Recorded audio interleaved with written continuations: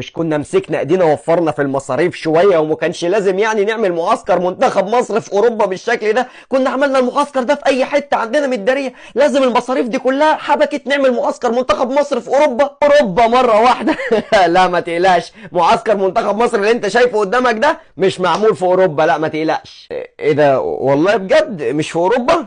برضه يعني حبكت يعني نعمل معسكر منتخب مصر في اسيا، قاره اسيا كلها دول متحضره كبيره. ليه ما كنا عملناه في اي حته عندنا وخلاص، كنا وفرنا مصاريف. حبكت يعني قاره اسيا؟